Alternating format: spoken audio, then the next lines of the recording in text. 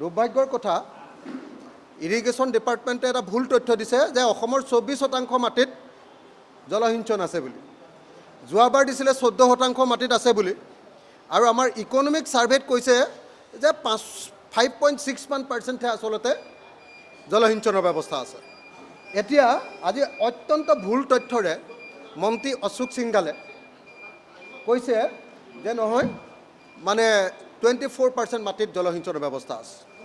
অসমৰ জলসিঞ্চনৰ ব্যৱস্থা 24% চৰকাৰী জলসিঞ্চনৰ ব্যৱস্থা 24% বাদ দিয়ক আচলতে 2%ও নাই। অসমৰ কোনো পথাৰত বাৰিষাক বাদ দি খৰালি বড়ো বা আহু খেতি কৰিবৰ কাৰণে এক টোপাল পানী দিবৰ কাৰণে এই জলসিঞ্চন বিভাগ সক্ষম নহয়। আজি মন্ত্ৰী অশোক সিংগালে এটা প্ৰশ্নৰো উত্তৰ দিব পৰা নাই। তেওঁ কপি আছে বিধানসভাত আজি এটা প্ৰশ্নৰো উত্তৰ দিব পৰা নাই।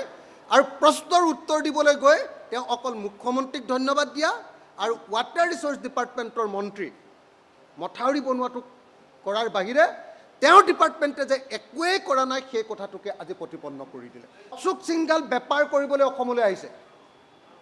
অশোক সিংগালে কণ্ট্ৰেক্ট কৰিবলৈ অসমলৈ আহিছে। তেওঁ অসমৰ মাটি পানীৰ লগত কোনো সম্পৰ্ক নাই।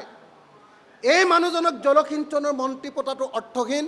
আৰু সেইকাৰণে মই বিধানসভাতে আজি দাবী উত্থাপন কৰিছোঁ যে অশোক সিংগালক জলসিঞ্চন মন্ত্ৰীৰ পৰা বৰখাস্ত কৰিব লাগে, আঁতৰাই দিব লাগে। আৰু অসমৰ মাটিৰ লগত সম্পৰ্ক থকা মানুহ এজনক জলসিঞ্চন মন্ত্ৰী পাতিব লাগে।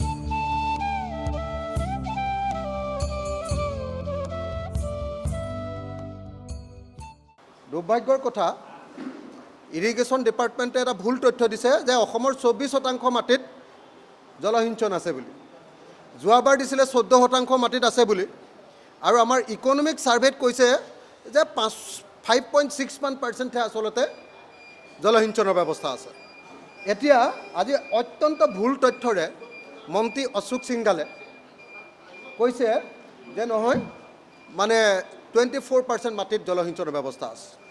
অসমৰ জলসিঞ্চনৰ ব্যৱস্থা 24% চৰকাৰী জলসিঞ্চনৰ ব্যৱস্থা 24% বাদ দিয়ক আচলতে 2%ও নাই। অসমৰ কোনো পথাৰত বাৰিষাক বাদ দি খৰালি বড়ো বা আহু খেতি কৰিবৰ কাৰণে এক টোপাল পানী দিবৰ কাৰণে এই জলসিঞ্চন বিভাগ সক্ষম নহয়। আজি মন্ত্ৰী অশোক সিংগালে এটা প্ৰশ্নৰো উত্তৰ দিব পৰা নাই। তেওঁ কপি আছে বিধানসভাত আজি এটা প্ৰশ্নৰো উত্তৰ দিব পৰা নাই। আৰু প্ৰশ্নৰ উত্তৰ দিবলৈ গৈ তেওঁ অকল মুখ্যমন্ত্ৰীক ধন্যবাদ দিয়া আৰু ৱাটাৰ ৰিচোৰ্চ ডিপাৰ্টমেণ্টৰ মন্ত্ৰী মথাউৰি বনোৱাটো কৰাৰ বাহিৰে তেওঁৰ ডিপাৰ্টমেণ্টে যে একোৱেই কৰা নাই সেই কথাটোকে আজি প্ৰতিপন্ন কৰি দিলে। অশোক সিংগাল বেপাৰ কৰিবলৈ অসমলৈ আহিছে। অশোক সিংগালে কণ্ট্ৰেক্ট কৰিবলৈ অসমলৈ আহিছে। তেওঁ অসমৰ মাটি পানীৰ লগত কোনো সম্পৰ্ক নাই। এই মানুহজনক জলসিঞ্চনৰ মন্ত্ৰী পতাটো অৰ্থহীন। আৰু সেইকাৰণে মই বিধানসভাতে আজি দাবী উত্থাপন কৰিছোঁ যে অশোক সিংগালক জলসিঞ্চন মন্ত্ৰীৰ পৰা বৰখাস্ত কৰিব লাগে, আঁতৰাই দিব লাগে। আৰু অসমৰ মাটিৰ লগত সম্পৰ্ক থকা মানুহ এজনক জলসিঞ্চন মন্ত্ৰী পাতিব লাগে।